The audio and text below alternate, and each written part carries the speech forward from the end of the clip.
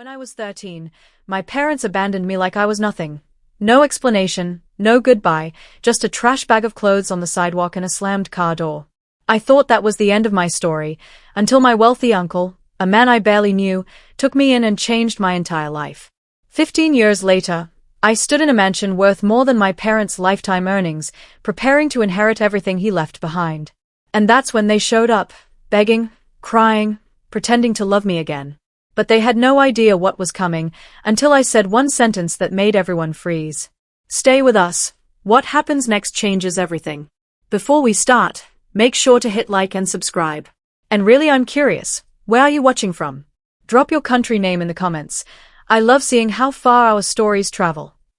I was 13 the day my childhood ended.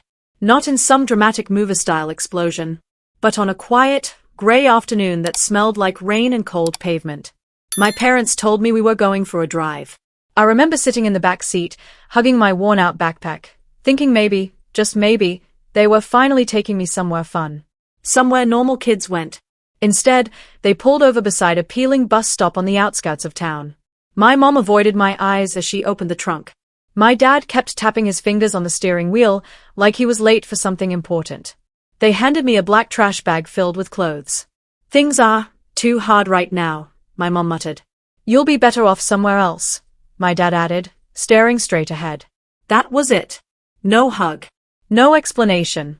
Just two sentences that shattered everything. The car door slammed. Tires screeched. And I stood there on the sidewalk, 13, terrified, holding my life in a garbage bag. I remember screaming their names, thinking they must be coming back. They didn't. An hour later, when the streetlights flickered on, a car pulled up. A familiar voice called out, "Hey, is that you?" It was my uncle, my dad's older brother. A man I'd only met twice. He rushed toward me, eyes wide with fury and heartbreak. "Why are you out here alone? Where are your parents?" I couldn't speak. I just cried. He put his coat around me, pulled me close, and said the words I never expected to hear. "You're safe now. I'll take care of you." Moving in with my uncle felt like stepping into another universe. His home wasn't a mansion, not yet, but it was warm, safe, and filled with things I hadn't felt in years: stability, kindness, and the sound of someone actually caring whether I ate dinner. The first night, he made me hot chocolate and sat across the kitchen table as if I were the most important meeting of his life. "You don't have to talk," he said softly. "Just know you're not going back there. Ever." I nodded, tears burning behind my eyes. My uncle was wealthy, but not in the flashy, look-at-me way. He built his software company from scratch, coded half the programs himself, and worked late into the night. Yet even with his packed schedule, he made time for me, every single day. He enrolled me in therapy. He showed up to every school event, even the boring ones. He taught me how to handle money, how to speak confidently, how to dream without apologizing. On weekends, he'd take me to the library or the park, telling me stories about how people could rebuild their lives from nothing. "We're the same," he'd say. "Life tried to break us. We don't let it." Slowly, the nightmares of being abandoned faded. Slowly, I started believing I deserved a future. By the time I turned 18, I wasn't the scared kid holding a trash bag anymore. I was graduating top of my class, with college scholarships and a sense of purpose. But even with all that growth, I always sensed something in my uncle, something heavy, unspoken. A secret he wasn't ready to share. And I had no idea how that secret would change everything. My uncle never acted old. He was the kind of man who jogged every morning, drank green smoothies, and laughed like he had decades ahead of him. So when the phone rang on a quiet Tuesday evening, and a trembling voice from the hospital said, "You should come, it's urgent," my world tilted. By the time I arrived, it was too late. He was gone. Just like that, the man who saved me, raised me, believed in me, taken by a sudden heart complication no one saw coming. The funeral felt unreal. People from all over the country came to honor him. Former employees, business partners, students he'd mentored, families he had quietly donated to. Everyone had the same story. He helped me. He changed my life. He saved me. But the person he saved most was me. A week after the funeral, I received a call from his lawyer, Mr. Hargrove, a serious man with silver hair and a voice that carried weight. "We need to schedule the will reading," he said. "There are Unusual instructions. His pause sent chills down my spine. The reading was set at my uncle's mansion, one I didn't even know he owned until now. I arrived early, expecting a small, private gathering. Instead, I found a crowd. Distant relatives I hadn't seen in years. Business associates. People who treated my uncle like a winning lottery ticket. And then, my breath caught. Standing near the marble fireplace were two people I never expected to see again. My parents. Smiling like they belonged there. Like they hadn't abandoned me at 13. The moment my parents spotted me, their smiles widened like they'd been waiting years to reconnect. My mother rushed toward me, arms open, voice trembling with fake emotion. "Oh, honey, look at you. We've missed you so much." I didn't move. Her arms fell awkwardly to her sides. My father stepped forward next, his eyes scanning the mansion as if he were mentally adding up its value. "We heard your uncle took good care of you," he said, tone dripping with rehearsed warmth. "Family should stick together, right?" Family. The word stung like a slap. Before I could respond, they leaned in almost conspiratorially. "Listen," my mother whispered, "we know your uncle was successful. And since we're your real parents, we just want to make sure everything is handled properly. For all of us." All of us. There it was, the truth behind their sudden resurrection from the dead. They weren't here for me. They were here for millions. When they realized I wasn't buying their act, their tone changed fast. My father crossed his arms. "You do understand that legally, we have rights to whatever he left behind, don't you? We're his closest family."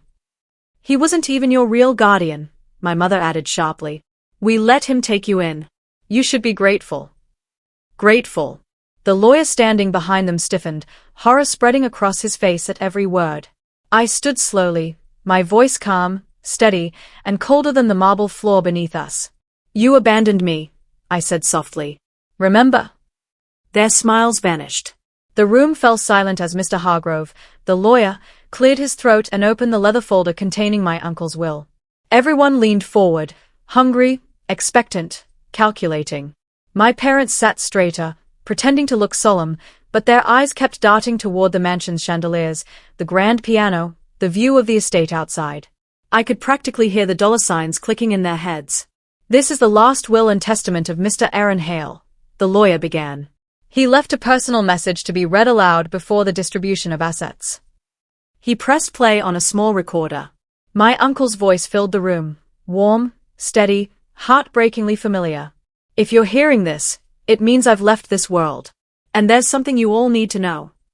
My mother tightened her grip on my father's arm. "My nephew became my son the day his parents abandoned him at 13. I raised him, supported him, and loved him, not out of obligation, but choice." Gasps rippled through the room. My parents shifted uncomfortably. "He is the only family member who stood by me without expecting anything in return. Therefore," a beat of silence hung heavy in the air, "I am leaving everything to him." My parents shot to their feet. "This is a joke," my father barked. "He manipulated him," my mother cried. "This can't be legal." Mr. Hargrove lifted a hand. "There is one more part."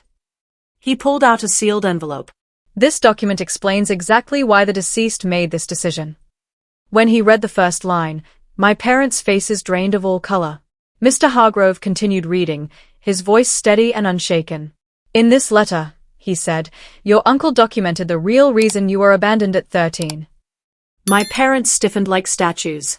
He wrote that financial debt, addiction, and personal choices led you to discard the child you created in an attempt to escape responsibility. He also stated that you never once contacted him, or your son, during those 15 years. A collective murmur swept through the room. My mother's eyes filled with panic. My father clenched his jaw until the muscles twitched. This is all exaggerated," my mother whispered. "We were going through a hard time." "You didn't even try to find me," I said quietly. My voice didn't shake. "Not anymore." My father stepped forward, desperation bleeding through his pride. "Look, we can fix this. You have so much now. And we're your parents. You can help us get back on our feet." "No." The word echoed through the marble hall. They stared at me as if hearing it for the first time. I continued, calm and unbroken. "You lost the right to call yourselves my parents the day you drove away. My uncle earned that title. Not you. My mother broke down crying. Please, just something. Anything. We have nothing left. I know, I said softly. Because that's exactly what you left me with. Security escorted them out, not violently, just firmly, the way you guide strangers off private property. I walked to the window overlooking the estate, sunlight spilling across everything my uncle built.